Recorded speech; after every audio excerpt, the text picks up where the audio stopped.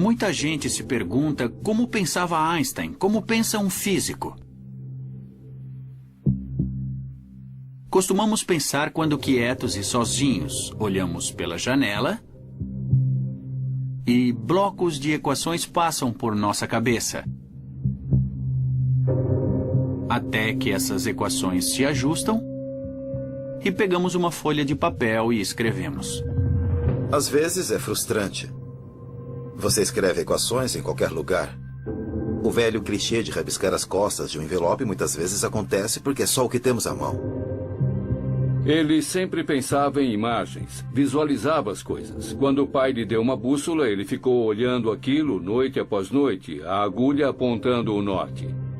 Ele disse que ficava com arrepios. Einstein disse uma vez: quero conhecer as ideias de Deus de forma matemática. Einstein queria uma equação. Talvez quisesse uma equação bem curta, que encapsulasse todas as leis da física. Exprimir a beleza, a majestade, o poder do universo numa só equação foi o objetivo da vida dele. Einstein.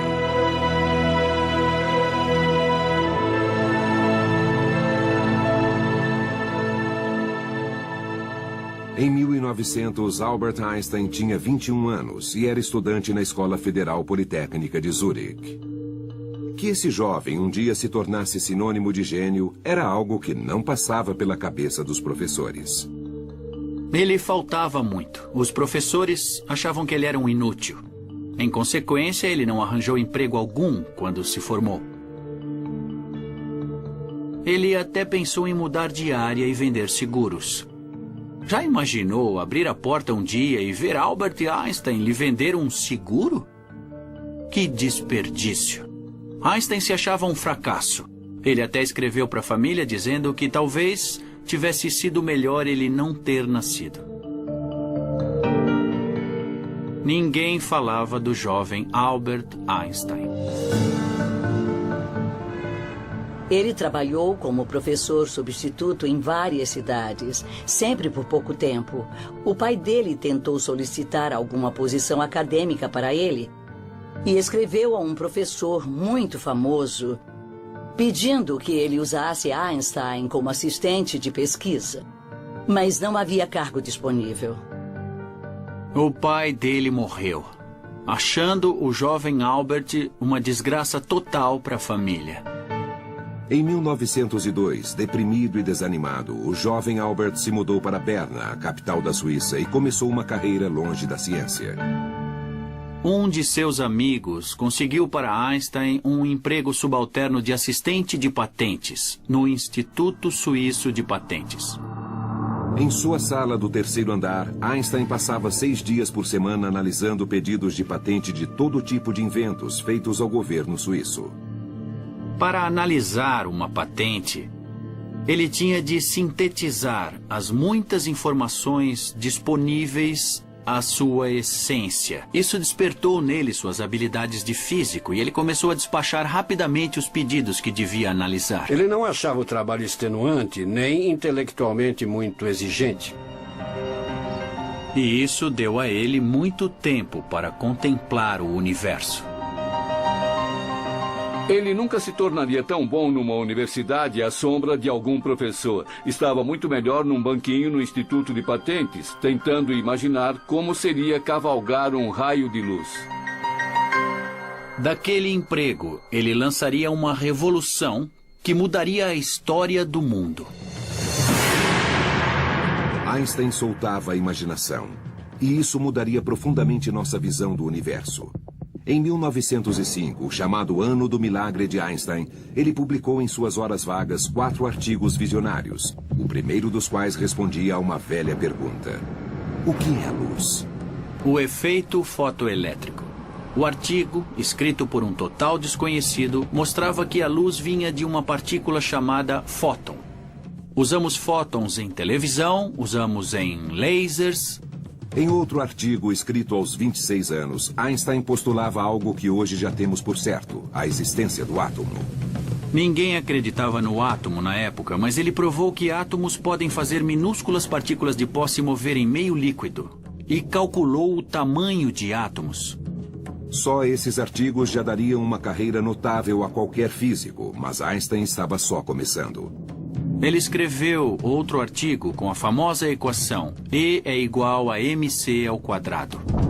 Isso simplesmente significa que energia pode se tornar matéria e matéria pode se tornar energia.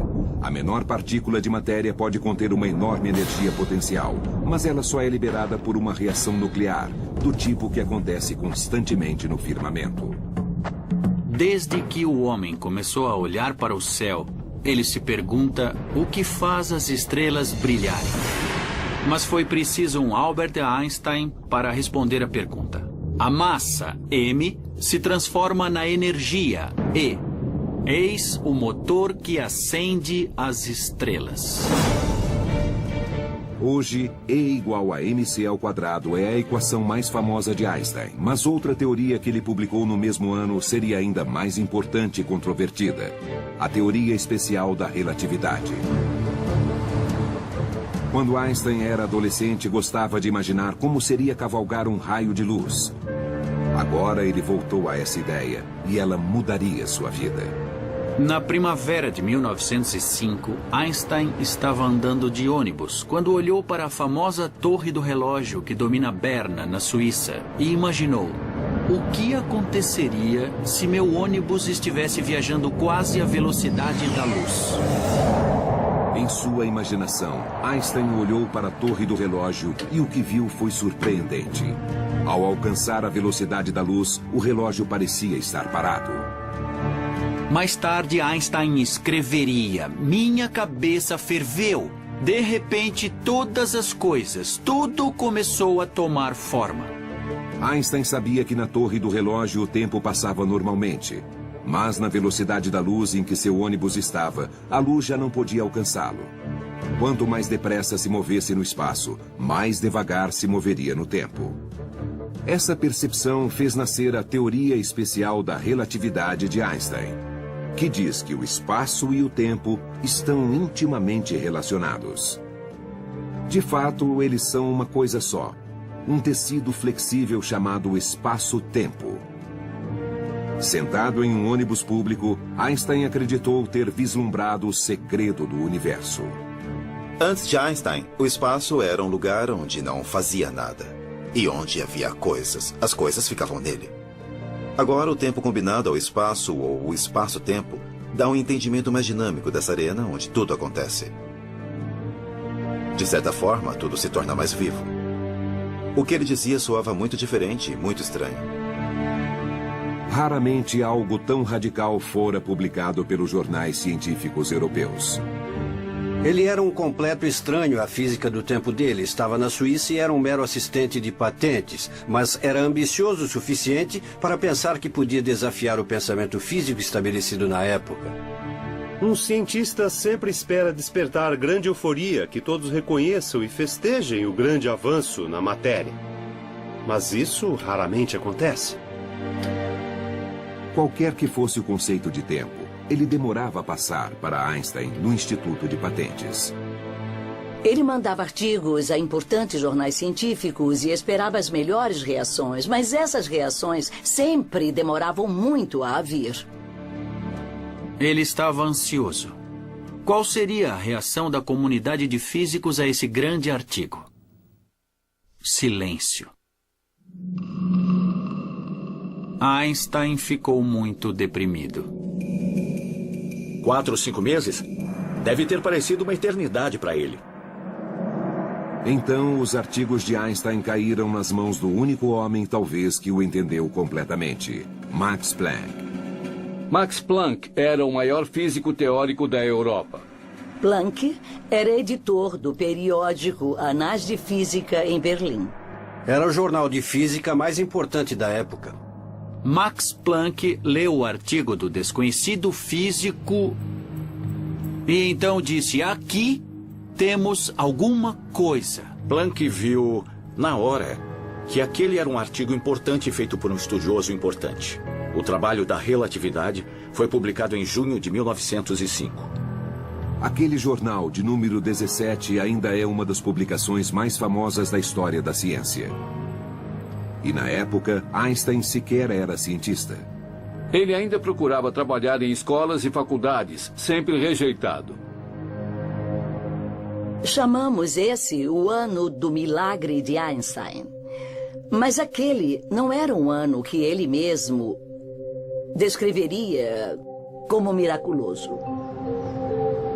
Milagres carregam um sentido de algo feito facilmente. Não acho que Planck soubesse que Einstein era um funcionário de terceira.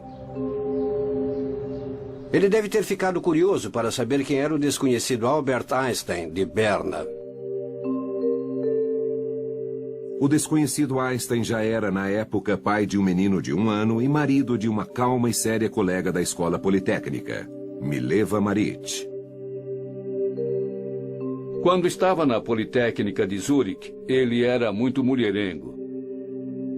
Tocava violino nos chás e coquetéis das mulheres e conheceu várias jovens na época.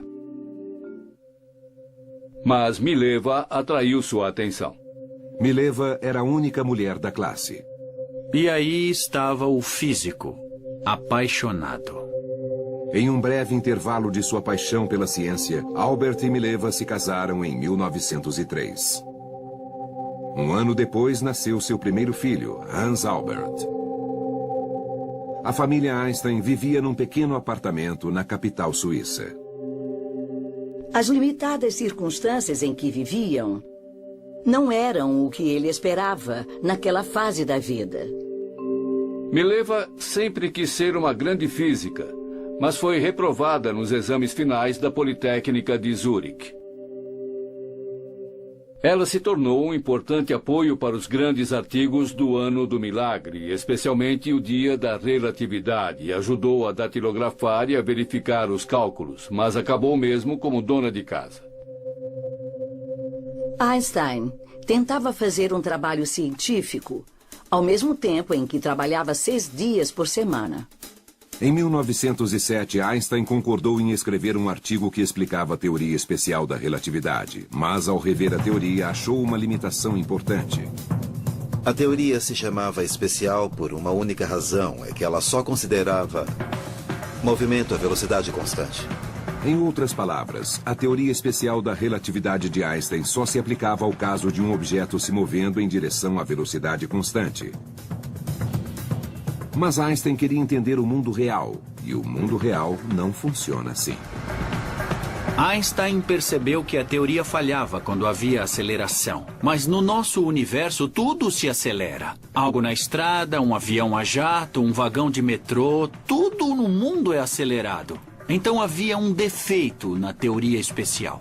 Na viagem imaginária de Einstein, se a velocidade variasse, a teoria, a noção de como objetos se movem no espaço-tempo, não se sustentava. Ele queria uma teoria que se aplicasse a qualquer caso. Einstein sabia que para que sua teoria funcionasse, deveria abranger tudo no universo. E isso incluiria a onipresente e invisível força que mantém as coisas inteiras. A gravidade está por toda parte. Ela nos segura no chão, mantém estável o sistema solar. E onde estava a gravidade na teoria especial? Einstein quis expandir a teoria especial em teoria geral da relatividade, uma teoria que explicasse não só o tempo, mas também a gravidade. Mas ele percebeu que teria de lutar contra 2 séculos de pensamento científico e contra seu ídolo, Isaac Newton. Em 1907, Albert Einstein, aos 28 anos, ainda era um burocrata do Instituto de Patentes.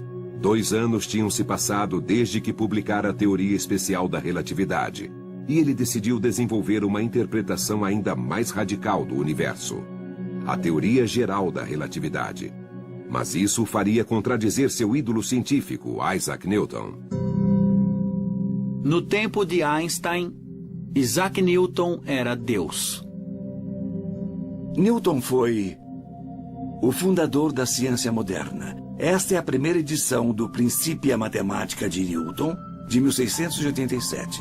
Este exemplar sem preço é um livro muito famoso que se tornou o fundamento da física universal por séculos. Até que Einstein subverteu o cenário. Passaram-se 250 anos desde que a maçã tinha caído da legendária árvore de Newton e lhe deu a inspiração para formular a lei da gravidade. Newton disse que se um objeto cai, é porque há uma força misteriosa chamada gravidade que o puxa para baixo. Mas o próprio Isaac Newton não estava satisfeito com isso. Objetos se movem quando empurrados, não puxados quando empurrados. Então, o que empurra isto? Newton não sabia. Então, simplesmente levantou as mãos e disse, não sei. Então, vou inventar uma coisa chamada força da gravidade. E Einstein disse que essa teoria não podia estar certa. Ele se preparou muito para isso, para que ele pudesse resolver o problema. Ele queria muito entender o universo inteiro. Max Planck disse a ele, você pode trabalhar na lei da gravidade, mas há 2 problemas. Você não terá êxito. É complicado demais. E se tiver, ninguém vai acreditar. Era uma tarefa extremamente difícil. E não se sabia nem por onde começar ou como tratar o assunto. Mas afinal, o que deu uma pista a ele foi seu velho e bom sistema de raciocinar. A experiência imaginária. Para nós, seria sonhar acordado, mas para ele era experiência imaginária, porque ele é Einstein. Ele estava na sala dele, no Instituto de Patentes, olhando pela janela, quando imaginou um homem trabalhando no telhado. E começou a imaginar o que aconteceria se o homem caísse do telhado. Então ele teve a maior ideia da vida dele. A maior de todas as inspirações. Ele teve a visão. O homem não estaria sentindo seu próprio peso. Ele não teria peso. E ele imaginou. Se você estivesse num elevador e alguém cortasse o cabo, o que aconteceria? Você cairia. Mas o elevador cairia à mesma razão. Então você está sem peso no elevador. Aí então Einstein entendeu. É como se desligassem a gravidade. O que acontece de fato? Não existe a chamada força da gravidade. A Terra curvou o espaço à minha volta e o espaço está me empurrando nesta cadeira. O próprio espaço pode ser curvado. Que conversa maluca! O espaço é ajustável. Ele seria maleável. O espaço-tempo é maleável. É algo flexível que pode ser deformado. Você coloca um objeto no espaço e ele distorce o espaço ao redor dele. Por que a Terra gira em torno do Sol? Muita gente diria que é porque a gravidade do Sol puxa a Terra com força para ele, em um círculo. Errado. A Terra gira em torno do Sol porque o Sol distorceu o espaço à volta da Terra e o espaço empurra a Terra para o Sol. Ele tinha uma nova teoria da gravidade, uma nova teoria para o universo. Einstein publicou suas ideias sobre a gravidade. Ao mesmo tempo, seus trabalhos sobre o átomo chamaram a atenção. Como resultado, em 1911, ofereceram a ele um cargo de cientista na Universidade de Zurique. E aos 32 anos, o assistente de patente saiu de Berna para se tornar, pela primeira vez, o professor Albert Einstein. Começaram a se dar conta de que os artigos do Ano do Milagre de 1905 deviam estar corretos e Einstein começou a ser convidado para as palestras de Solvay que reuniam os maiores cientistas da Europa. Liderados pelo filantropo belga Ernest Solvay, as palestras reuniam as maiores mentes científicas da Europa. E Albert Einstein estava entre elas. Aliás, ele era o mais jovem de todos. Ele impressionou. Era amigável, engraçado, inteligente, muito inteligente, e as pessoas notaram. Foi o momento em que Mileva deve ter percebido que ainda fazia parte do pequeno mundo de Berna, enquanto Einstein se tornara parte de um mundo maior. Ela escreveu cartas queixosas, pedindo detalhes, pedindo para ir para lá, que adoraria conhecer os cientistas, que sempre tinha sonhado em conhecê-los. Ela ficou enciumada não só dos outros físicos, mas da própria física. As palestras de Einstein se tornaram assunto da Europa científica e ele foi convidado para falar em Berlim, capital do país onde nasceu. Berlim, na época, era a cidade mais vibrante da Europa Central. Einstein não tinha voltado à Alemanha desde os 15 anos para evitar o serviço militar e tinha renunciado à cidadania alemã. Quando Einstein foi a Berlim, basicamente para ver colegas, foi também convidado por uma prima. Era sua prima irmã, Elsa Einstein. Eles se conheciam desde crianças, mas Einstein tinha perdido contato. Ela vivia sozinha, era divorciada e tinha 2 filhas. Ela era o oposto de Mileva. Não era cientista, não era intelectual, mas ela amava dar grandes jantares e cuidar de Einstein. Gostavam da companhia um do outro, caminhavam muito observando os barcos. Ele deve ter sido fascinado por ela. Einstein voltou a Zurich e eles trocaram intensa correspondência. A certa altura, a coisa ficou tão forte que Einstein disse: não escreva mais, não vai dar certo. Ele sentiu que aquela situação era bastante complexa, mesmo para Albert Einstein. Se mistérios do coração perturbavam Einstein, os mistérios do universo o perturbavam ainda mais. A curvatura do espaço, a distorção espaço-tempo. Você coça a cabeça. Ele já lutava há 4 anos para desenvolver completamente a teoria geral da relatividade. A teoria da relatividade era tão complicada que poucas pessoas entenderiam. Alguém tinha de testá-la. Se a hipótese não admitir teste, não é ciência, é ficção científica. Einstein sabia que estava para solucionar sua teoria e tinha de achar um modo de prová-la. Em 1911, Einstein já lutava para aperfeiçoar sua teoria geral da relatividade havia 4 anos, sem sucesso. A teoria só seria aceita se ele conseguisse demonstrar seus conceitos radicais. De repente, ele teve uma ideia. Se fizesse passar um raio de luz por uma área onde o espaço está curvado, então, segundo a teoria, o raio de luz pareceria se flexionar. A luz só se propaga em linha reta. É o espaço que se dobra. O que teria gravidade o suficiente para flexionar tanto a luz? Bem, que tal o Sol? 300 mil vezes maior do que a Terra, o Sol seria o objeto perfeito para o experimento de Einstein. Mas como fazer passar um raio de luz pelo Sol? A luz de uma estrela distante, ao passar perto do Sol e seu campo gravitacional, se curvará. Porque o espaço está distorcido ao redor do Sol. Mas mesmo que Einstein estivesse certo, ele jamais poderia ver o fenômeno, porque o Sol é brilhante demais, exceto... Quando o Sol fica encoberto, de modo que podemos olhar para ele sem ficarmos ofuscados pela luz?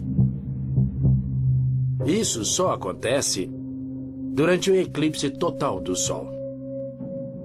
O Sol fica assim, desse jeito, bloqueado pela Lua, e então as estrelas aparecem. Ele imaginou que se o Sol estiver aqui, se houver estrelas aqui atrás, e se a luz vier em sua direção, ela se curvará. E para os seus olhos, vai parecer que as estrelas se afastaram. A luz passando pelo Sol é algo que qualquer um pode entender. Na verdade, ninguém queria aceitar isso como ponto pacífico, até que alguém provasse o fato com uma foto. Então, o que você faz?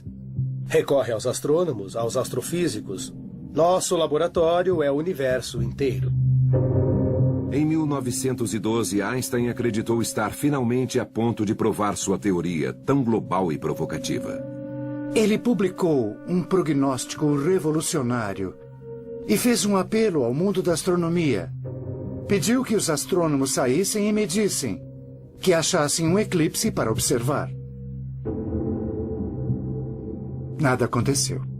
Ele escreveu pessoalmente a renomados astrônomos. Tentou interessá-los, mas acho que ficou desanimado, porque descobriu que os astrônomos normalmente são pessoas muito ocupadas com coisas a fazer e não largam tudo a um pedido qualquer. Mesmo de Einstein. Foi um contratempo frustrante e amargo para Einstein. Mas então, no Observatório de Berlim, um jovem assistente respondeu ao chamado. Era um apaixonado e insolente jovem que se dispôs a ir, literalmente, até o fim do mundo por Einstein. Seu nome era Erwin Finlay Freundlich. Freundlich tinha um pouco mais de 20 anos, queria fazer um nome.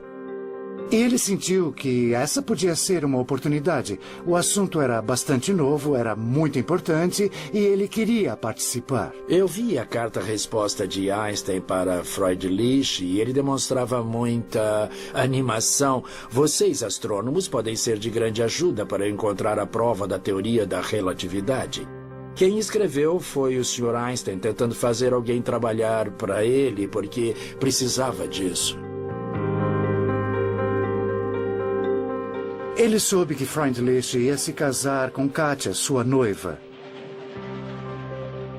E que iam passar a lua de mel nos Alpes. Então Einstein disse, venham a Zurich e vamos ver. Freundlich estava em plena lua de mel, mas foi se encontrar com Einstein. Ele procurou pela janela do trem e lá estava ele, Einstein. Ele o reconheceu, porque usava um chapéu de palha e estava num local bem visível. Aí estava o famoso Einstein, com quem se correspondeu como tinha previsto e que lhe daria uma grande oportunidade. Finalmente, iria conhecê-lo. Então ele pulou do trem, lhe apertou a mão e ficaram animados. Assim que o casal tirou a bagagem do trem, todos foram para Frauenfeld, um subúrbio. Para sua surpresa, os recém-casados passavam sua lua de mel num auditório, ouvindo Einstein. E no meio da palestra, Einstein disse, precisamos da experiência do eclipse e a pessoa indicada está na nossa audiência. Seu nome é Erwin Freundlich e ele está ali. E Freundlich se levantou para ser visto pelo público presente. Ele se sentiu estimulado ao ser apresentado na palestra. No caminho de volta a Zurich, Einstein engajou Freundlich numa animada discussão sobre a gravidade, enquanto a recém-casada Katia ficou olhando a paisagem. E começaram a traçar o plano de ver um eclipse total do Sol. O problema com eclipses totais do Sol é que são visíveis apenas em áreas restritas da Terra, porque a sombra da Lua tem poucos quilômetros de diâmetro. Consultaram os dados e viram que o próximo eclipse solar ocorreria na Crimeia, ou seja, em território russo, no dia 21 de agosto de 1914. Freundlich foi a seu chefe e pediu para ir à Rússia. Disse que iria colaborar com Einstein e perguntou se ele bancaria a viagem. Mas ele disse não, simplesmente recusou. Einstein ficou absolutamente furioso. Tentando escapar ao pensamento científico europeu estabelecido, Freundlich escreveu ao diretor do Observatório Lick, perto de San José, Califórnia, um posto avançado da astronomia americana. Uma comunidade inteira vivia na montanha, cada astrônomo com sua família, esposas, crianças, e uns dependiam dos outros para sobreviver. Por muitos anos, aquele foi o maior telescópio refratante do mundo. Mas o mais importante é que ali vivia William Wallace Campbell, um pioneiro da fotografia de eclipses. No século XIX, eclipses eram assistidos por astrônomos que faziam observações visuais, que viam uma coisa e outra, faziam diagramas. Se alguém discordasse, seria a palavra de um contra o outro. Fotografar significava poder capturar o que estava acontecendo e fazer medições. Campbell utilizava essa técnica no início do século XX. Freundlich escreveu uma carta pessoal a Campbell, dizendo que iria ver um eclipse em 1914, sugerindo que os acompanhasse à Rússia para documentá-lo. A correspondência entre Campbell e Freundlich foi maravilhosa. O decano da astronomia da Califórnia e um insignificante assistente em Berlim que estava fazendo tudo isso totalmente contra a vontade do patrão. Eles seriam os primeiros a confirmar ou a desacreditar a nova teoria da gravidade de Einstein. Era uma observação importante. E Campbell logo ficou muito animado. Ele via fantásticas oportunidades para o observatório e para a América. Ele disse que ia conseguir chegar lá, e embora o problema fosse complexo, ele o resolveria. Enquanto isso, a oportunidade bateu à porta de Einstein. Seu primeiro mentor, Max Planck, tinha recebido um pedido do rei da Alemanha, o Kaiser Guilherme II, para recrutar os melhores cientistas e trazê-los a um novo instituto em Berlim. Planck recomendou um jovem que considerava sua descoberta, Albert Einstein. Disseram que se ele trouxesse Einstein, as pessoas diriam que era em Berlim que as coisas aconteciam. Deviam levá-lo a qualquer custo. No dia 11 de julho de 1913, 2 homens chegaram na estação ferroviária de Zurich. Max Planck e Walter Nernst, um renomado químico alemão. Esperavam que um contato pessoal persuadisse o jovem cientista a voltar à sua terra natal. 2 homens, de meia idade, em roupas escuras, saíram do trem e foram procurar Einstein.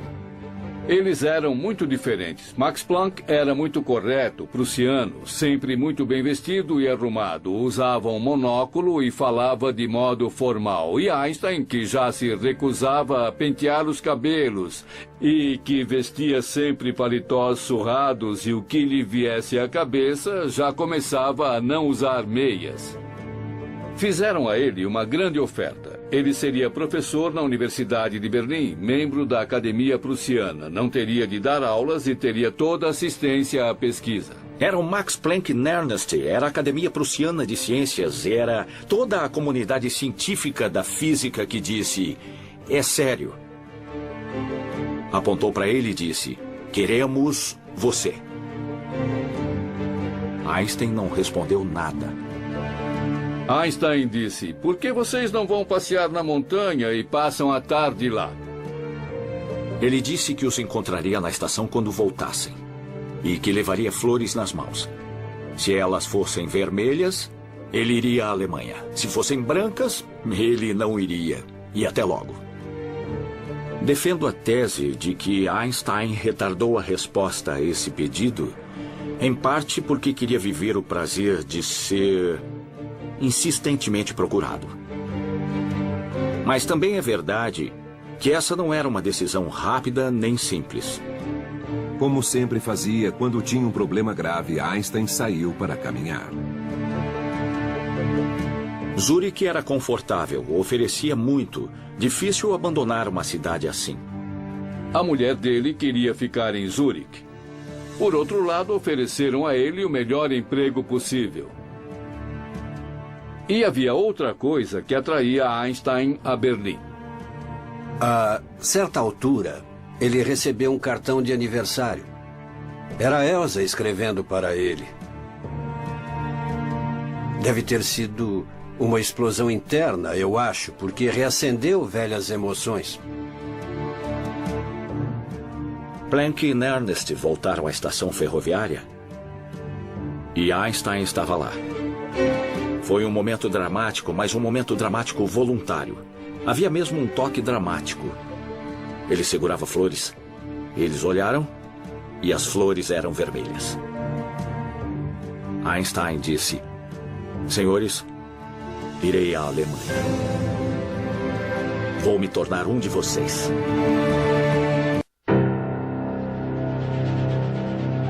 Em abril de 1914, o mundo de Einstein parecia brilhar. O tão esperado eclipse, necessário para provar a teoria geral da relatividade, iria acontecer em 4 meses. E Einstein estava a caminho de Berlim para entrar no Instituto Kaiser Guilherme, um grupo de elite de cientistas que trabalhava com Fritz Haber, diretor do instituto. Fritz Haber foi um dos grandes químicos do século XX.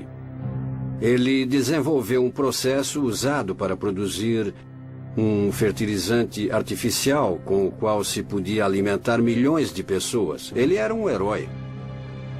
Haber hospedou a esposa de Einstein, Mileva Maric, enquanto este último procurava um apartamento para morar com ela e os filhos. Haber observou que a mudança para Berlim parecia ter piorado as relações entre Einstein e a esposa.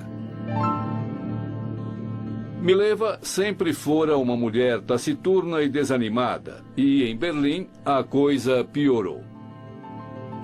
Ele flertava com a prima, Elsa. Einstein era um homem brutalmente sincero e, às vezes, aparentemente falava de Elsa a Mileva, e isso sempre começava uma briga. Não é surpresa que o homem que tinha uma visão única do universo também tivesse uma visão nada convencional da vida de casado. Einstein deu um ultimato a Mileva. Se quisesse continuar casada, ela teria de fazer uma série de coisas. Era um contrato com itens dispondo que ela teria de fazer as refeições dele, que só falaria com ele se ele quisesse, que não haveria intimidade alguma. Mileva resolveu que não ia assinar nada. Ela disse que não aceitava. E ela voltou a morar com Haber e a esposa Clara. Naquela época, Haber funcionou como mensageiro e negociador. Ele tentava mantê-los juntos, tentava fazer com que talvez chegassem a um acordo. Os dois respeitavam Haber. Mas os esforços de Haber para salvar o casamento de Einstein falharam. A decisão de se separar se tornou irrevogável, e isso mesmo sem divórcio. Sem dinheiro para manter duas casas, mas confiante, Einstein fez a Mileva uma ousada proposta. Ele fez uma proposta. Ele disse: um desses dias onde meus trabalhos vai ganhar um prêmio Nobel. Se você me der o divórcio, darei o dinheiro a você. O montante do prêmio era realmente grande. Ela poderia ficar rica e poderia voltar a Zurique com os filhos. Ele tinha certeza de que ganharia um Nobel. Mas Mileva não estava tão segura. Ela era cientista e sabia avaliar as chances, e consultou Fritz Haber. Ela decidiu aceitar a proposta. Mileva pegou os dois meninos e Einstein a acompanhou junto com Fritz Haber. Einstein teve que ir à estação para se despedir de seus filhos. Ele começou a chorar. Haber nunca o tinha visto chorar. Foi um momento realmente arrasador para ele. E Haber foi a pessoa que estava ali naquela hora para lhe dar apoio. Einstein condicionou o futuro dos filhos a ganhar o prêmio Nobel, uma aposta muito incerta. Ele dependia de Erwin Freundlich e William Campbell para lhe trazer fotos do eclipse total do Sol, para poder ver como as estrelas parecem se mover. Pouco antes de se despedir de Mileva e dos meninos, Einstein teve outra despedida na estação de Berlim. Freundlich ia partir com dois amigos para Berlim. Einstein foi para lá muito ansioso. Freundlich e dois colegas iam partir para uma longa e arriscada jornada, carregando câmeras astronômicas e pesados equipamentos. Eles iam tomar um trem para ir até Crimeia, em território russo. Freundlich e Campbell esperavam maximizar a chance de pegar tempo bom e tirar boas fotos do eclipse, acampando em lugares diferentes. Freundlich se colocou no sudeste da Crimeia, enquanto Campbell ficou perto de Kiev. Ambos estavam determinados, apesar dos constantes e assustadores boatos de guerra. E o pior aconteceu. Em 28 de junho de 1914, o arquiduque Francisco Ferdinando da Áustria foi assassinado. O Kaiser alemão declarou guerra à Rússia e a expedição de Einstein se viu subitamente ameaçada. Einstein ficou realmente preocupado. Einstein não tinha como avisá-los. Ele não sabia o que ia acontecer. Então, na floresta da Crimeia, a guerra chegou ao acampamento de Freundlich. De repente, Freundlich viu policiais russos de uniforme chegarem e exigirem seus papéis. Seu coração disparou. Os russos vieram para ver o que estavam fazendo e viram que se tratava de alemães com um telescópio. Começaram a destruir o equipamento. Deixem meu equipamento, eu tenho que observar um eclipse. Isso é nosso agora. Seu país declarou guerra ao nosso. Você não tem nada a dizer. Eles foram presos na hora, sem perguntas, e foram considerados espiões. Sr. Freundlich, o senhor é prisioneiro de guerra. O quê? Campbell? Um americano. Era neutro. E os russos permitiram que continuasse observando o eclipse. Eles chegaram até ali, gastaram muito dinheiro, sobreviveram ao fato de a guerra eclodir. Mas as nuvens estragaram tudo. Fracasso total. Não só Campbell não pôde tirar as fotografias, como foi forçado a abandonar seu equipamento de última geração. Por ser americano, ele não foi preso, mas voltou para casa como um homem derrotado. Campbell disse que queria voltar para casa pela porta dos fundos e não queria ver ninguém. Einstein, em Berlim, ficou arrasado. As expedições fracassaram. Freundlich e equipe foram feitos prisioneiros de guerra da Rússia por vários meses. Para Einstein foi um desastre. A prova de sua revolucionária teoria geral da relatividade lhe escapava entre os dedos.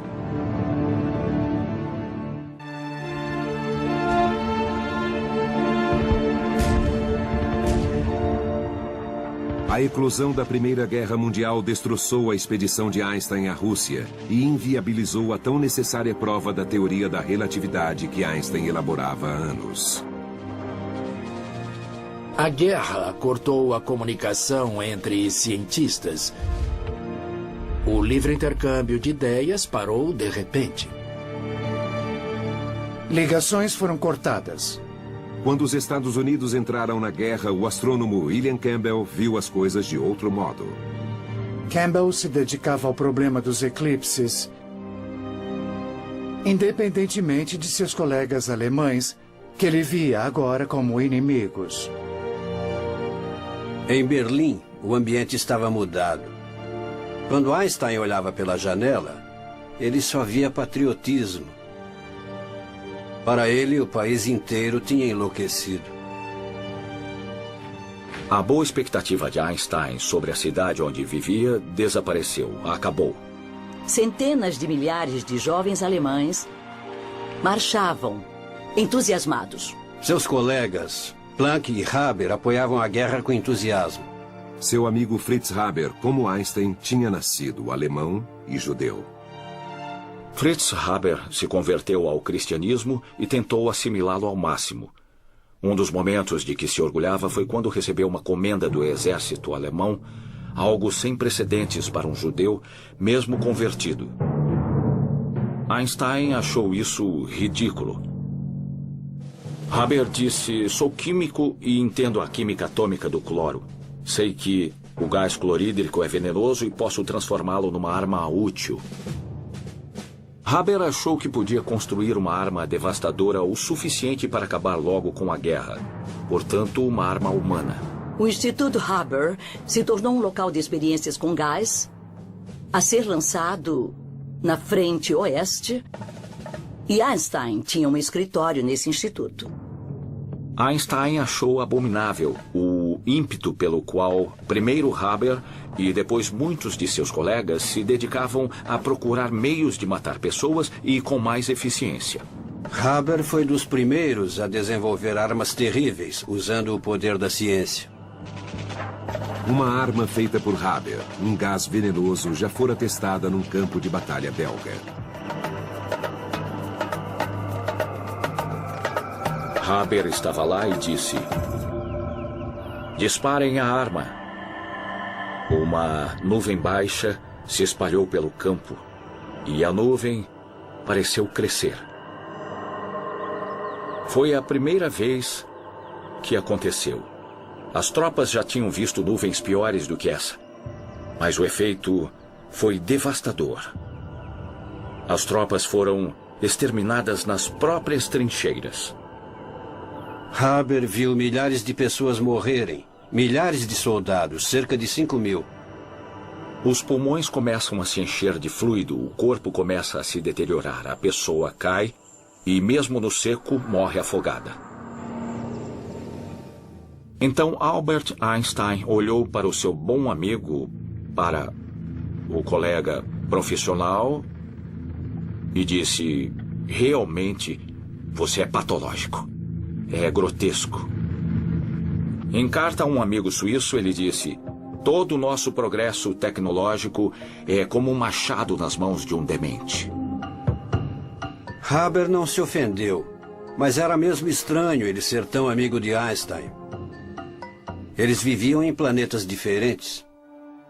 A guerra colocou um grande dilema para Einstein, porque se relacionava pessoalmente, respeitava e até gostava muito de seus colegas, mas ele rejeitava o apoio sincero que davam à guerra. E ele topou com um documento público, ou já publicado e divulgado, o Manifesto dos 93, assinado por 93 grandes acadêmicos alemães, inclusive as pessoas que o trouxeram a Berlim e que ele mais prezava: Haber e, acima de tudo, Max Planck. O manifesto dizia que a Alemanha tinha de lutar, que era justificável e moralmente aceitável lutar nessa guerra. Einstein ficou chocado. Parecia uma traição. Nesse momento, Einstein se deu conta de que a vida era mais do que a física, que havia coisas mais importantes que ele devia defender, assumir o risco pessoal de defender. E tentou apresentar um contramanifesto de outros acadêmicos, dizendo que não, que havia algo mais do que o orgulho nacional, mais do que competitividade nacional, do que fúria nacional. E 4 pessoas assinaram esse manifesto. Não deu em nada, nem foi publicado, fracassou. Ele se tornou pacifista, um resistente à guerra. Einstein estava praticamente sozinho. Ele estava isolado, fora rejeitado por seus colegas, seu casamento tinha terminado, ele estava em batalha judicial pela custódia dos filhos. Resolveu mergulhar na ciência. O isolamento teve um resultado positivo, porque Einstein reviu toda a sua teoria geral da relatividade e reexaminou todas as equações matemáticas. Um dia, ele revisou os cálculos de deflexão da luz que passa pelo Sol e, de repente, se deu conta de que o cálculo estava errado. O que teria sido encontrado se Freundlich tivesse feito a observação do eclipse? Teria sido só metade da deflexão real, metade da deflexão da luz. Isso teria arruinado a teoria de Einstein. A descoberta era embaraçosa, mas inesperadamente feliz. Há 3 anos, Einstein pressionava os astrônomos a fotografar um eclipse, que provaria uma equação que ele agora achava errada. Einstein sempre considerou o fracasso da expedição do eclipse uma derrota, mas na verdade poderia ter salvado sua carreira. Cercado por uma guerra furiosa, ele se refugiou em seu escritório. Ele tinha um pequeno apartamento e muito de seu pensamento se desenvolveu no escritório. Às vezes, ele não visualizava bem a curvatura do espaço, e o que fazia era pegar o violino. Ele dizia que a música de Mozart tinha capturado as harmonias do universo. Tocar violino o ajudava a pensar. Einstein tinha uma prodigiosa habilidade de se sentar e pensar, se concentrar. Quem o conheceu bem disse que ele tinha essa notável habilidade pela qual podia se concentrar num problema por horas, dias, até anos. No escritório dele havia muitas anotações matemáticas, muitas equações, e ele se sentava ali e pensava, andando pela sala, mergulhado em pensamentos. Era quando fazia matemática pura em sua mente. É a ciência feita de suor, como dizemos. Temos sobressaltos de lógica, temos anos de indagações não respondidas, temos frustrações, temos horas de arrancar os cabelos. Mas o verdadeiro poder do gênio é a força de vontade para fazer todos os erros necessários para chegar à resposta. Nunca houve momento em que ele dissesse que não iria prosseguir com a teoria por causa do ego dele. Eu acho que nunca pensou em desistir da teoria. É preciso ficar de olho na recompensa. Para Einstein, a recompensa era o Nobel, cujos recursos ele prometeu dar a Mileva e os 2 filhos. Em 1915, pediram que ele apresentasse a teoria geral da relatividade num prestigioso fórum dos mais importantes cientistas alemães. Einstein aceitou, mas após 8 anos de trabalho, a teoria ainda tinha 2 problemas. Ela não tinha sido provada e sua matemática parecia ter falhas. Depois de quase uma década de trabalho, a teoria geral da relatividade de Einstein estava longe de estar completa. A matemática estava errada e sem cálculos corretos. A teoria não podia ser provada. E ele tinha data para entregar um artigo na mais prestigiosa reunião de cientistas da Alemanha. A Academia Prussiana era um lugar formidável, um lugar que sabia seu nível de excelência e também seu significado histórico. Nas reuniões semanais era visível o esforço de alguns dos maiores pensadores alemães em agir como se a guerra não fosse o que era. Einstein devia apresentar sua teoria geral da relatividade. Mas o problema é que ela ainda não estava pronta. No outono de 1915, Einstein não conseguia pensar em mais nada. Estava completamente focado em achar a solução do quebra-cabeça que o ocupava havia mais de 8 anos. Einstein queria conceber equações que descrevessem como o espaço se curva. E trabalhava nisso dia e noite. Se olharmos de perto, é tentativa e erro. Não era um matemático que joga ideias, entende? Fórmulas perfeitas nas folhas do caderno. Ele rabiscava tudo, dizia, não faz sentido, esse termo atrapalha, como se conversasse com a matemática. Às vezes virava o caderno de cabeça para baixo e jogava tudo para o alto. Pode ser muito ruim quando uma ideia na qual você trabalha não funciona. Dá grande desconforto. Desde que descobriu seu erro de cálculo, Einstein achava que estava progredindo. As equações estavam quase completas. E ele aceitou um convite para falar na Universidade Göttingen, basicamente um ensaio geral para a Academia Prussiana. Einstein estava no quadro negro escrevendo suas equações e tentando descrever seu problema. Na plateia estava um dos maiores matemáticos de todos os tempos, David Hilbert. Hilbert estava sentado ouvindo Einstein atentamente e pensou: sei resolver o problema. Posso me sair melhor do que Einstein. Sempre há a preocupação de sermos enganados e ficamos meio paranoicos. Ou muito paranoicos. Sempre há esse sentimento quando temos uma boa ideia. Se nós tivermos a boa ideia, provavelmente outra pessoa também vai ter. Ou já teve a mesma ideia. Einstein voltou a Berlim e Hilbert ao seu escritório. E Hilbert começou a pensar e competir com Einstein para chegar à frente dele na solução da relatividade geral. Ele era um dos maiores matemáticos de seu tempo. Uma controvérsia de verdadeiros gigantes, o da física e o da matemática. Hilbert, no papel de desafiante de Einstein, começou a trabalhar. Hilbert achava a física importante demais para ser deixada só aos físicos. Os matemáticos deviam cuidar dela. Havia muita coisa em jogo. Era tudo ou nada. Desvendar o segredo da luz, o segredo da gravidade. Ninguém pode dizer que Einstein não era um matemático excepcional, porque, no momento, o problema era de pura matemática. Várias vezes Einstein pensou ter conseguido. Quando submeteu uma das versões à Academia Prussiana, escreveu ao filho na Suíça, dizendo que ele entenderia mais tarde que esse tinha sido um grande dia, que mudaria a história, e que o pai tinha feito isso, mas a versão se mostrou errada, e ele teve de mudar tudo de novo. Ele já tinha tentado muitos caminhos, mas só deu em becos sem saída. Quanto tempo se espera desenvolvendo a ideia, descrevendo-a no trabalho e pensando nas suas consequências antes de publicá-la?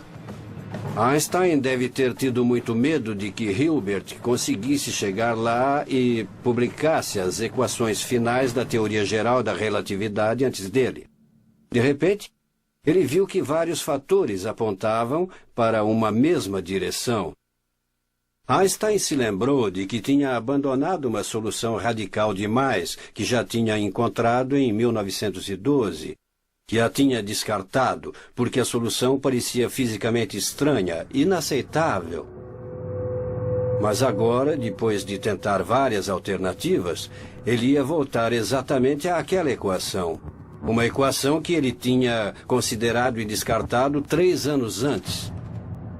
Você se dá conta de que está errado no lampejo, porque acaba percebendo o que deveria estar fazendo. Estava tudo ali mesmo. Mas, sem dúvida, o momento é glorioso. Ali estava a equação que ele descartou, que agora parecia tão promissora, muito mais útil do que no inverno de 1912. Você não se sente sempre mal quando descobre que está errado? Às vezes, isso é maravilhoso. O entusiasmo de Einstein aumentou quando ele percebeu que a resposta para sua nova teoria podia ser encontrada num velho mistério astronômico. Einstein começou a examinar um mistério que vinha surpreendendo gerações de astrônomos. Segundo Isaac Newton, o planeta Mercúrio deveria dar a volta em torno do Sol, assim. Mas já se sabia havia algum tempo que a órbita de Mercúrio se desvia da lei mecânica de Newton e se inclina um pouco. Então, a órbita, em vez de fazer assim, começa a se inclinar. E o padrão começa a aparecer como pétalas de uma flor. Einstein percebeu que suas ideias sobre gravidade poderiam explicar a órbita de Mercúrio de um modo que a lei de Newton não explicava. Newton estava errado? Einstein disse que talvez ele estivesse errado. A teoria dele era simples o suficiente para explicar todos os dados experimentais? Com dificuldade, ele calculou a órbita de Mercúrio. E a compatibilidade foi quase total. Suas anotações de equações explicavam o movimento de corpos celestes no espaço. Ele começou a ter palpitações e de repente percebeu: "Oh, está certa." Ele ficou tão feliz que não podia mais se concentrar. Para Einstein era uma grande coisa. Finalmente, ele chegou às equações no mesmo tempo de David Hilbert. Discute-se sobre qual dos dois chegou às equações primeiro. Havia muito rancor e Einstein se faria ouvir. Hilbert foi muito elegante. Ele disse: a teoria é de Einstein, ele é quem merece o crédito. Ele saiu vitorioso. A teoria era de Einstein. Em 25 de novembro de 1915, o momentaneamente triunfante Albert Einstein tinha em mãos o que ele achava ser a equação final para a teoria geral da relatividade. Sua teoria da gravidade. Bem a tempo para a apresentação na Academia Prussiana. Ele foi à academia e falou. Por pouco tempo, o trabalho era curto.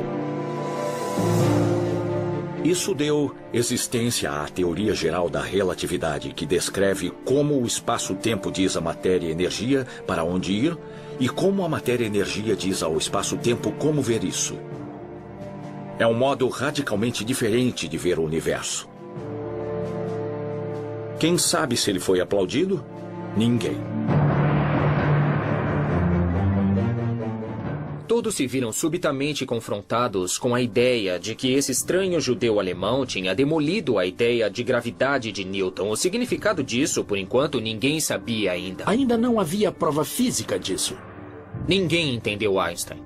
Einstein acreditou que finalmente a teoria estava ajustada, mas sabia que ela não seria aceita se não fosse comprovada.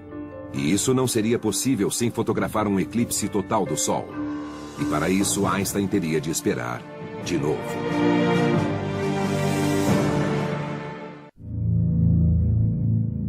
Einstein publicou sua teoria geral da relatividade em 1916, com as equações matemáticas corrigidas. Mas ainda havia muito trabalho a ser feito. Ele precisava fotografar um eclipse solar raro para provar a exatidão da teoria. Mas na arruinada Berlim, agora sob bloqueio inglês, até as necessidades mais básicas eram difíceis. À volta dele, Berlim era uma cidade empobrecida. Até a fome sobreveio e havia distúrbios. No meio de um inverno rigoroso, a intensa produtividade de Einstein cessou repentinamente. Ele parou porque estava exausto e doente. Tinha problemas de estômago. Ele estava muito, muito doente. Ele escreveu que não comia, que não conseguia dormir, e ele sucumbiu a um esgotamento físico e mental. Einstein se retirou para um pequeno apartamento em Berlim. A prima Elsa se tornou sua enfermeira e salvadora. Elsa cozinhava para ele, levava-lhe comida e finalmente o convenceu a ir morar com ela. Enquanto a saúde de Einstein estava nas mãos de Elsa, sua teoria estava nas mãos dos astrônomos. Um deles, que teria importante papel, estava na Universidade de Cambridge, na Inglaterra. Arthur Eddington era um cientista muito religioso que frequentava reuniões de Quakers numa pequena casa em frente da universidade. Numa dessas reuniões sempre muito concorridas, sentado calmamente estava Arthur Eddington, chefe do Observatório de Cambridge, reconhecidamente uma das mentes mais brilhantes do mundo em astronomia. A guerra tinha levado muitos colegas Quakers de Edenton, apesar de quase todos se oporem à guerra e se recusarem a lutar contra os alemães. Ele era um dos poucos homens que restaram, ele e as mulheres. Dia após dia, os homens desapareciam dos bancos. Não porque viajassem para lutar na guerra, mas porque eles eram presos por se recusarem a lutar na guerra. O anti-germanismo prejudicou a comunicação científica. Edenton não sabia da nova teoria de Einstein até fevereiro de 1916, quando recebeu da Holanda, neutra na guerra, um pacote do astrônomo Willem de Sitter, contendo uma cópia do trabalho de Einstein que ele tinha traduzido para o inglês. Edenton abriu o pacote e logo viu que se tratava de algo de extrema relevância científica. E ele respondeu a de Sitter: ninguém sabe disso na Inglaterra, ninguém. E ele pediu a de Sitter que lhe falasse de Einstein. E de Sitter disse que Einstein não gostava da guerra e que ele tinha até escrito um manifesto contra a guerra. E quando Edenton soube disso, declarou: perfeito. Isso é muito importante. Temos de fazer alguma coisa. A missão se tornou mais do que uma indagação científica. Como Einstein, Edenton estava isolado por causa de suas convicções políticas. E Edenton tomou esse desafio científico como um caminho para mostrar que cientistas, ainda que de lado inimigos, podiam se apoiar por uma causa maior. Edenton disse que a relatividade era a teoria científica mais importante desde Newton e foi criada por um alemão. Melhor ainda, por Einstein, um brilhante cientista pacifista. O objetivo dele era mostrar ao mundo e aos colegas que um inglês podia apoiar sim um cientista alemão. E a expedição para fotografar um eclipse era a oportunidade perfeita. Mas as forças de alinhamentos interplanetários não esperariam o fim da guerra. O próximo eclipse total ocorreria em junho de 1918 e não seria visível na Inglaterra, de onde Edenton não podia sair. No entanto, seria visto no estado de Washington, praticamente no quintal de um homem que já passou muitas vezes por isso, William Campbell, do Observatório Lick da Califórnia. Haveria outro eclipse em 1918, não muito longe do Observatório Lick, em Goldendale, Washington, no oeste. Se Campbell pudesse fotografar o eclipse, poderia ser a primeira pessoa a determinar se a teoria de Einstein estava certa ou não. Como havia uma guerra em andamento, ninguém mais podia ir. Os europeus não podiam mandar uma expedição. Então ele tinha o campo aberto. Mas Campbell tinha um problema. Eles estavam sem equipamento, que ficara retido na Rússia. Campbell tinha sido forçado a abandonar suas câmeras de última geração na Crimeia em 1914, quando estourou a Primeira Guerra Mundial, e teve de improvisar. Campbell pôde reunir algum equipamento no observatório, uma lente aqui, um objetivo ali, e conseguiu um par de câmeras para Goldendale. O grupo de Lick foi forçado a usar equipamentos precários. Campbell não teve escolha a não ser correr o risco. Ele iria observar um eclipse total sozinho e poderia nunca mais ter uma oportunidade igual. A equipe foi para Goldendale, Washington, e se preparou para o eclipse. Era perto de casa, então a família toda foi. O objetivo de Campbell era fotografar as estrelas que emergissem no breve intervalo em que o Sol estivesse encoberto pela Lua. Mas no sábado, 8 de junho de 1918, parece que o universo, novamente, não estava disposto a revelar seus segredos. Nuvens surgiram e parecia que não haveria observação alguma, como aconteceu na Rússia, o que era péssimo. De repente, no último momento, quando precisavam de céu claro, as nuvens se foram. Campbell começou a fotografar o espetáculo. Começa quando a Lua parece entrar em contato com o Sol e começa a se mover por cima da face do Sol. O Sol fica menor, cada vez menor, até o último momento, quando a luz do Sol, na verdade, passa pelos vales e entre as montanhas da Lua. Depois há um brilhante halo de luz. E finalmente o Sol fica totalmente eclipsado. É o preto mais preto que já se viu. A primeira vez que vi um eclipse, fiquei sem fala. É como pular na água gelada e... Entendi, você não acredita, é de tirar o fôlego, literalmente. É sensacional. Aquela foi, nossa, a experiência mais poderosa que eu já tive na minha vida. O New York Times mandou um repórter e publicou um artigo. Nuvens se retiram para o eclipse. Com um subtítulo: Teste da teoria de Einstein. Foi a primeira vez que um jornal americano mencionou Albert Einstein. Campbell designou seu mais renomado astrônomo, Herbert Curtis, para analisar as fotografias e provar ou não a teoria de Einstein. Olhando rapidamente, uma estrela estava visível, uma das que deviam ser medidas. E essa estrela tinha de ser centrada no visor. Feito isso, as escalas seriam lidas. O eixo dos X e o dos Y, e um posicionamento muito preciso seria atribuído à estrela. Pelos números, poderiam ser determinado se a estrela parecia ter mudado de posição. Einstein prognosticou que o espaço distorcido à volta do Sol criaria uma ilusão de ótica e faria parecer que a estrela se moveu para fora, apesar de levemente. Einstein predisse que seria menos de 1 milímetro. Não seria uma medição muito fácil. Ao contrário de muitas teorias emitidas, essa geral da relatividade trouxe prognósticos muito específicos, muito rigorosos, tinha de ser aquilo, e se não fosse, todo o fundamento da ideia teria de ser descartado. Extremamente precisas e meticulosas medições. Não há flexibilidade na relatividade de Einstein, porque a ideia de gravidade é a manifestação da curvatura do espaço-tempo.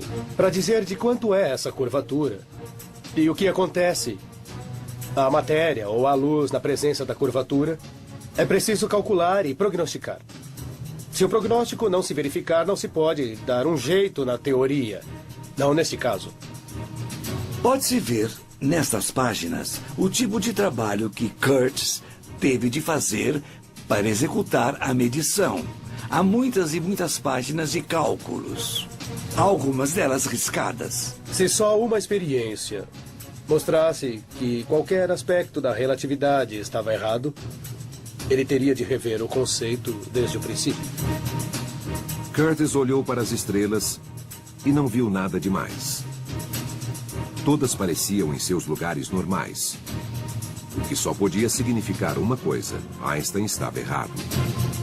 Mas Campbell não queria arriscar sua reputação com equipamentos improvisados. Ninguém ia dizer nada até que tudo tivesse sido verificado de novo. A melhor tática era o silêncio absoluto, até terem certeza total do que foi observado. Campbell mandou Curtis verificar os resultados várias e várias vezes. Enquanto Curtis trabalhava no alto do Monte Hamilton, a Europa afundava no caos. A ordem na Europa mudou completamente. 3 impérios se desintegraram num período de poucas semanas. Em 9 de novembro de 1918, o Kaiser Guilherme abdicou ao trono. Einstein anotou no seu diário: aulas suspensas por causa de uma revolução. Assim que a guerra terminou, os cientistas alemães, inclusive Einstein, ainda não podiam viajar, mas Eddington podia. Einstein ficou sabendo que ele iria à África para fotografar um eclipse solar esperado para 29 de maio de 1919. Quando Eddington saiu de Cambridge, os corredores estavam cheios das muletas e bengalas dos estudantes que voltavam, mas que estavam aleijados ou mutilados. Ele saiu sem glória e partiria para sua aventura sozinho. Eddington acreditava em Einstein e esperava trazer as provas de sua controvertida teoria. Mas na Califórnia, o astrônomo William Campbell já se preparava para entregar seus próprios resultados, e as notícias não pareciam boas. Em 2 frentes e 2 continentes, a prova da teoria de Einstein estava agora na balança. Em fevereiro de 1919, no topo do Monte Hamilton, na Califórnia, William Campbell analisava e reanalisava chapas fotográficas que pareciam indicar que a teoria geral da relatividade de Einstein, sua teoria da gravidade, estava errada. Mas Campbell tinha um concorrente na pessoa do astrônomo britânico Arthur Eddington, que ia fotografar um eclipse na África. Eddington saiu da Inglaterra rumo ao sul.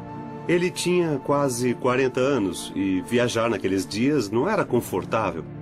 Ele ia para os trópicos e em pleno verão. Deve ter sido bastante desagradável. Em maio de 1919, depois de 10 semanas no mar, Eddington e seu assistente chegaram às praias de Príncipe, uma pequena ilha da costa oeste africana. A malária era um problema, havia cobras venenosas e ele tinha de abrir caminho em plena selva. Levaram um mês para construir um telescópio no meio da selva. No dia do eclipse, chovia torrencialmente e Eddington ficou arrasado. A decepção foi fenomenal. Mas, de repente, surpresa. As nuvens se abriram e ele viu a lua preta. Tinham que começar a tirar as fotos já. Ligaram o dispositivo, o espelho começou a girar e colocaram uma chapa fotográfica no final do telescópio. A chapa segurava o filme e tinha de ser fixada no telescópio, tudo corretamente alinhado. Tirar a chapa, colocar a nova, tirar a chapa, colocar a nova. Isso tantas vezes quanto possível. Era uma tremenda corrida, mas vamos ficar calmos, manter a compostura. Havia grande possibilidade de esquecer a capa da lente, de fazer a exposição incorreta, de fazer um erro qualquer. E isso arruinaria a carreira dele. O tempo passava depressa, eram preciosos segundos e ele não se importava muito com o fato de estar escurecendo, ocupado em achar as estrelas que estivessem ali, bem perto do Sol. Ele ficou tão ocupado com o telescópio e trocando chapas fotográficas que ele praticamente trabalhou às cegas. Ele basicamente teve que confiar que algo ia aparecer nas chapas. Como Campbell antes dele, Eddington estava para ter uma grande decepção. Ele descobriu que as chapas eram inúteis. Nuvens haviam obscurecido quase todas as estrelas de todas as chapas. Mas as últimas tinham algumas estrelas. O que acabou lhe dando a esperança de poder salvar alguma coisa. Imagina Eddington nessa ilha remota, sentado com um micrômetro, um instrumento de medida analisando. Disciplina fenomenal. Fazer essa medição é difícil. Estamos sentados aqui sob uma grossa camada de atmosfera. A luz vem dos confins do universo. E então é sacudida e serpenteia pela atmosfera. E quando você chega a ver a luz da estrela, que pode ser um pequeno ponto de luz, ela é uma mancha. Uma mancha. Logo ficou claro que a tarefa seria muito difícil. Fazer medições precisas no meio da selva. Ele mal via a hora de voltar à Inglaterra, mas levaria meses para voltar. Einstein esperava ansiosamente. Recebia muitas cartas de amigos e colegas perguntando se havia alguma notícia. Mas as relações entre a Inglaterra e a Alemanha eram muito frias, e Einstein achou que não seria apropriado ele escrever a qualquer astrônomo inglês para perguntar o que estava acontecendo. Eddington voltou ao Observatório de Cambridge ao mesmo tempo em que Campbell chegou a Londres. Campbell ia se dirigir à Real Sociedade de Astronomia, uma organização que existia desde o tempo de Newton, e levava consigo os resultados secretos de sua expedição ao eclipse no ano anterior. Campbell foi o primeiro a falar e estava muito nervoso, porque havia muita emoção pairando sobre essa experiência e muitas reputações em jogo. A ansiedade deve ter sido enorme, porque ele estava na frente de um grupo de colegas. Sempre há esse momento. O momento em que você está perante seus pares. Você nunca se acha realmente preparado. Muito medo. Finalmente, Campbell anunciou os resultados. Ele disse que Einstein estava errado e que o Observatório Lick confirmara isso. Mas a palestra se tornou dramática quando um telegrama de Eddington chegou. Seus resultados preliminares indicavam o contrário. Os ingleses iam dizer que Einstein estava certo. Eddington ainda tinha cálculos a fazer e não estariam prontos antes de 2 meses. Mas quis falar a essa reunião especial da Real Sociedade. Todos observavam. Campbell disse que Einstein estava errado. Os ingleses disseram que ainda não se sabia, mas que ele poderia estar certo. Para quem tinha acabado de dar um golpe mortal em Einstein, Campbell estava ficando muito nervoso naquela sala. Campbell mandou uma mensagem urgente a seus colegas nos Estados Unidos que estavam para publicar o relatório negativo das fotos do eclipse. Foi um telegrama histórico de 6 palavras. Não publiquem resultados Einstein. Esperem. Campbell. 4 meses depois, no dia 6 de novembro de 1919, Eddington viajou a Londres para falar à Real Sociedade de Astronomia. Ele tinha finalizado sua análise fotográfica da teoria de Einstein. Vieram de todas as partes da Inglaterra para ver o que ia acontecer. Houve até empurra-empurra para tomar um lugar e ver os resultados. O retrato de Newton observava toda a cerimônia. Se Newton pudesse ter assistido a essa reunião, acho que teria ficado fascinado. Eddington começou a reunião apontando para o retrato do fundador da Real Sociedade, dizendo: "Perdoe-nos, Sir Isaac Newton, seu universo foi revogado." O eclipse foi parcialmente obscurecido por nuvens, mas algumas fotografias de valor foram tiradas. O secretário da sociedade registrou os resultados de Eddington. As medições das chapas levaram à conclusão de que uma deflexão de 1,75 segundos do limite do Sol foi verificada durante o eclipse, conforme a teoria geral da relatividade de Einstein. O interesse público gerado por isso foi tremendo. Fora da comunidade científica, ninguém tinha ouvido falar de Albert Einstein, quanto mais de suas estranhas teorias. E agora o público ficou sabendo que tudo o que aprendeu sobre o universo estava errado. O Times de Londres disse: "Há uma nova teoria de mundo. Ideias que conhecemos há séculos estão erradas e esse homem, um cientista alemão, Albert Einstein, nos deu uma nova verdade." O New York Times teve uma das melhores manchetes. Homens da ciência se entusiasmam com as observações do eclipse. A teoria de Einstein triunfa. Só então a imprensa alemã também noticia os novos eventos. Uma revista em Berlim o mostrou com seu ar romântico, já com aqueles cabelos dramáticos e seu olhar distante e perdido. E a manchete da revista dizia: "Nova figura na história do mundo." Pouca gente entendia as ideias de Einstein, mas seu nome logo ficou conhecido. Seu nome virou marca de cerveja. Mães davam o nome dele aos filhos. O próprio Einstein nunca pensou que sua obscura teoria da gravidade pudesse excitar a imaginação do público. Ele disse: "As coisas são malucas com a imprensa. Todos querem um artigo, uma aula, querem fotografias. Tudo isso é uma loucura." Foi o começo da era da fotografia. Havia retratos de Einstein. Telegramas circulavam e as pessoas liam notícias no mundo inteiro. Havia noticiários nos cinemas. Einstein era visto e ouvido. Sem essa liberdade, não teria existido Shakespeare, nem Goethe, nem Newton, nem Faraday, nem Pasteur e nem Lister. Mas apesar da adulação do público, os cientistas ainda tinham dúvidas sobre a teoria. As pessoas erraram. Estavam misturando a fama de Einstein com a aceitação de sua teoria. Estavam igualando as coisas e isso estava bem longe da realidade. Deu-se um movimento oposto. No New York Times podia-se ver um questionamento constante. Quem era esse famoso cientista? Os ingleses e os americanos, a maioria das pessoas dos países aliados eram hostis à Alemanha depois da guerra e não estavam muito interessados em reconciliação. Então muita gente dizia que Eddington ficou tão motivado para alcançar a paz e promover a fraternidade internacional, estava tão convencido da teoria que talvez ele tenha se deixado influenciar. Ele foi criticado por fraudar os dados. O resultado fotográfico das duas expedições para ver o eclipse, a de Eddington e a de Campbell, gerou conclusões opostas. Outra expedição teria de ser organizada. Tanto Einstein, que tentava provar sua teoria desde que a propôs em 1907, quanto Campbell, que trabalhava no problema desde 1911, tinham um tremendo interesse pessoal nos resultados. Agora o caso não era só de ciência, mas de reputação internacional, de reputação pessoal, era um caso pessoal. Campbell verificou que o próximo eclipse com chance de ser fotografado seria na Austrália em 1922, dali a mais de 2 anos. E veremos que ele não será o único a enfrentar o desafio.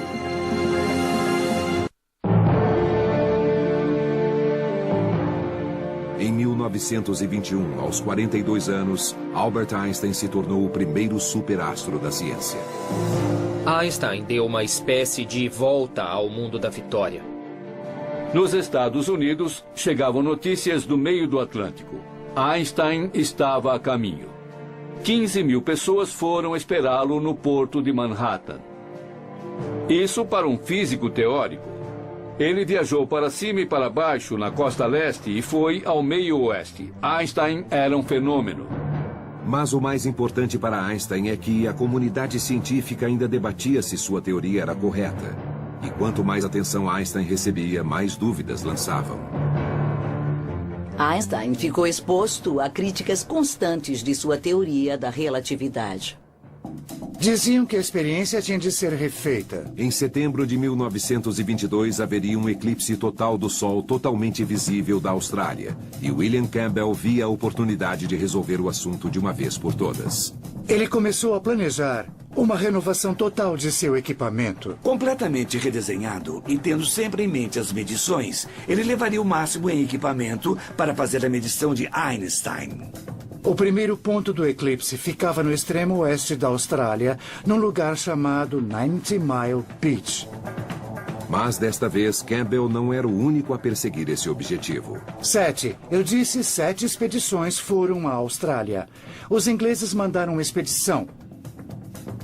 Freundlich comandou uma também. Foi sua primeira chance desde a Rússia. John Evershed, um astrônomo britânico que estava na Índia, também foi. Os canadenses mandaram uma expedição e foram mais 2 expedições australianas. Muita concorrência para Campbell. Os ingleses e Freundlich pegaram nuvens. Um dos australianos não conseguiu dado nenhum porque seu equipamento era ruim. E o pobre Evershed da Índia pegou um lindo céu aberto, mas teve dificuldades técnicas e não registrou nada. Campbell, já em sua terceira expedição, estava muito melhor preparado e obteve resultados perfeitos. Mostraram, se não me engano, 92 estrelas. O efeito de Einstein não só estava lá, mas se comportou exatamente como prognosticado, com muita clareza, sem nenhuma ambiguidade. Esta é uma das lentes que confirmaram a teoria da relatividade. A luz realmente passou por essa lente e incidiu nesta chapa. Esse material era ótimo. Esse é o cerne. As estrelas podem ser vistas ao redor do Sol em eclipse, aqui em destaque, e mostram a deflexão prevista pela relatividade. Na mosca, Einstein estava certo. Foi um êxito pessoal para Campbell e um marco para a ciência. A equipe do Lick finalmente teve êxito. Obteve resultados extraordinários e claramente corroborou as medições de Eddington de 1919. Agora responda, qual foi a primeira pessoa para quem Campbell mandou os resultados? Albert Einstein. Ele queria dizer a Einstein que ele estava vingado, que tinha mostrado que Eddington estava certo a despeito da zombaria dos outros. Para Einstein, aquilo foi um tremendo triunfo. A expedição do eclipse mostrou claramente que algo pode parecer teórico, mas apesar disso é parte de nossa vida cotidiana. Eles mostraram que o espaço-tempo ao redor do Sol estava curvado. Foi um modo inteiramente novo de pensar como age a gravidade. Não é estranho isso? Vai totalmente contra a nossa intuição. Mas os dados mostraram. E os dados não mentem. A natureza concorda. Sim, Einstein tem uma linda teoria, está certo. Finalmente, 15 anos depois de ter proposto sua radical teoria geral da relatividade, acabando com mais de 2 séculos de pensamento científico, Einstein saiu vitorioso e reconhecido. Quase. O Comitê do Nobel o rejeitou em 1919, em 1920 e em 1921, porque ninguém aceitava a teoria da relatividade. Einstein tinha prometido o dinheiro do prêmio como parte de seu divórcio de Mileva e para ajudar os 2 filhos. Mileva se resignou com o divórcio, vivendo em Zurique com os filhos, esperando o dinheiro do prêmio Nobel chegar. Ela ficou esperando pelo dinheiro. Foi só em 1922 que finalmente anunciaram o Nobel para ele. Ironicamente, não foi pela teoria da relatividade. Einstein recebeu o Nobel por seus trabalhos do Ano de Milagres, que descreviam o efeito fotoelétrico. O trabalho se tornou o fundamento da física quântica e desvendou os segredos do átomo. Para a ex-esposa de Einstein, o prêmio significava algo mais concreto. Com o dinheiro, ela comprou 3 prédios de apartamentos em Zurique. Mileva não chegou a viver muito bem com esse investimento, mas sobreviveu. Para Elsa, a prima de Einstein que cuidou dele quando precisou e esperou pacientemente por anos, também houve uma recompensa. Ela convenceu Einstein a se casar com ela. Foi uma surpresa. Foi um casamento estranho. Einstein teve muitas amantes depois dela e nunca sentiu que o casamento fosse um tipo de vida bom para ele. Mas ela gostava de ser a senhora Einstein. Adorava viajar com ele, adorava o prestígio e a glória que era ser a esposa dele. O mundo que se recuperava de uma guerra terrível acolheu esse homem com a estranha profissão de físico teórico e fez dele um ícone global. Foi logo depois do fim da mais destrutiva guerra na memória da Europa. E apareceu esse pacifista com essa espécie de halo de cabelos e olhar penetrante. As pessoas dos 2 lados do Atlântico, na Inglaterra, na Alemanha e nos Estados Unidos, podiam celebrá-lo como um homem de paz e também como alguém cuja ciência transcendeu aos horrores da guerra. Foi aí que a ressonância emocional de seu êxito apareceu, eu acho. Por isso, as pessoas o receberam não só como alguém inteligente, mas como um símbolo, também um símbolo global do que a humanidade tem de melhor no contexto do que a humanidade teve de mais terrível. A história dele, do cientista que virou o mundo de cabeça para baixo, era sedutora. Sozinho em seu escritório, usando apenas a mente e um lápis, Einstein fazia descobertas estranhas que intrigavam o público tanto quanto um músico ou um filme da época. Amavam o mistério. O próprio Einstein disse isso, falar em 4ª dimensão, da curvatura do espaço, da distorção do tempo, isso tudo era ótimo. A luz que se move de modo inesperado são ideias quase românticas, são ideias desafiadoras. E as pessoas as captaram de todas as maneiras. Tudo parecia muito verdadeiro. Ele via coisas como mais ninguém. Ele juntou elementos do universo que outros jamais imaginaram que pudessem se combinar. Essa teoria é uma das maiores realizações da mente humana. Se pensarmos bem, toda a nossa era atual, a era do raio laser, das telecomunicações, dos satélites, essa era foi aberta pelo trabalho de Albert Einstein. Por exemplo, buracos negros, ou estrelas de nêutrons, ou o próprio Big Bang, não podem ser descritos corretamente sem a teoria da relatividade de Einstein. Ela é bonita, simples e profunda. E as melhores teorias do universo são assim. Einstein morreu em 1955, aos 76 anos. Mas mais de meio século depois, o homem e suas teorias continuam a capturar a imaginação popular e a inspirar.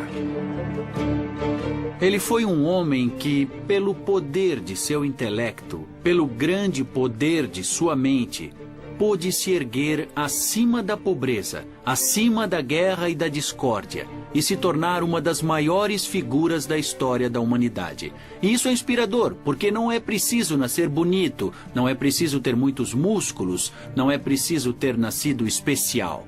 Podemos ter êxito usando o poder absoluto de nosso intelecto. Para mim, isso sempre foi como um raio de luz.